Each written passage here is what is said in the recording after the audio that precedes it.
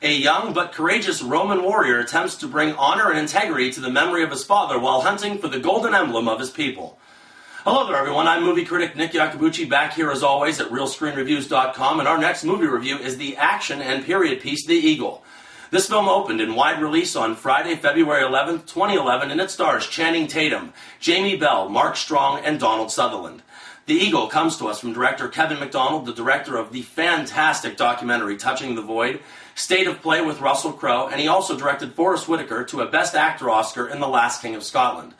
This time out, he collaborates with one of Hollywood's newest hunks to see if they can bring us the next Braveheart, or is this going to be the next season of The Witch? Our story begins in the year 140 AD, telling us the tale of a Roman soldier named Marcus, portrayed by Channing Tatum, and his mission is really pretty simple. He has come to this land from Italy, and he seeks the truth as to what happened to his father and his father's entire military company who disappeared more than 2 decades ago. His father was the leader of the 9th Legion of Scotland and has been the blame for not only the death of those soldiers, but for the loss of the Legion's very valuable crest, the Eagle of the 9th. Now, in his journey to find the truth, Marcus will have only the company of and assistance of Jamie Bell's Esca, a slave that is indebted to the family of Marcus. Together they forge an unlikely friendship while traveling to the far ends of civilization, and through many battles and confrontations, they fight to help save the masses and clear the good name of his father's memory. Well, people, to sum up this film, it's not so much the sins of the father passed down to the son, as much as it is the bad rap of the father passed down to the son. Now, as the lead, Channing Tatum does his best to bring a gritty determination to the character of Marcus, but I thought that it just came off flat.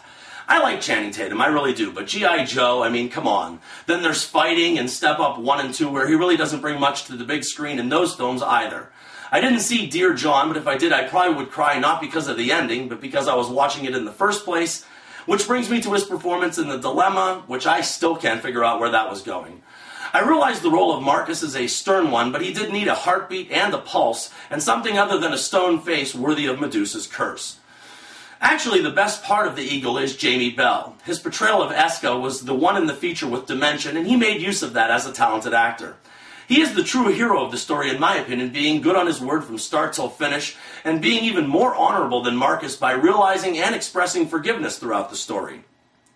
I thought the best part of the tale was that Esca confronts Marcus not only physically but verbally many times in the movie, and never does he back down just because he's deemed a slave by others.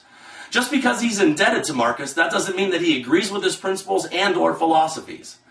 The action scenes are strong and the battle scenes are worthy, and I especially enjoyed the systematic choreographed fighting with the use of their shields.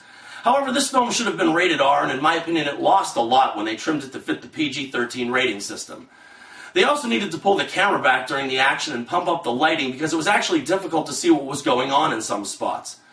The Eagle completely lacked any and all of the intensity of both Braveheart and 300, and put simply, it just felt hokey through parts of it.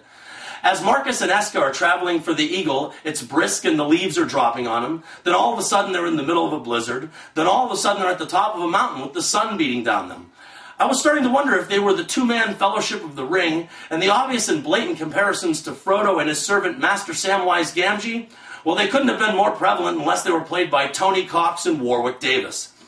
In the end, there's just a weak plot line, and it's weakly delivered on all levels.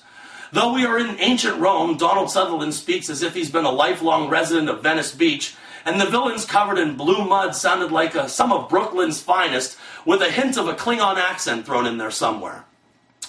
The normally solid director Kevin MacDonald has definitely dropped the ball in this one, people.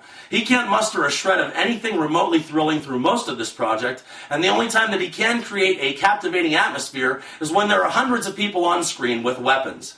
At just shy of 2 hours, The Eagle wasn't a dreadful movie, but it either needed to be shorter or it needed more action, and unfortunately it didn't have either of those 2 points. The hunting down and chase of a finale hardly had me on the edge of my seat when they were speaking about having only a half a day's lead on their pursuers. I don't know, it's just one of those movies that makes you go, eh. Once again, not awful, but only 2 stars out of 4 for something completely average at best. And remember, people, I'm not always right, only when it comes to the movies. And thank you for your attention.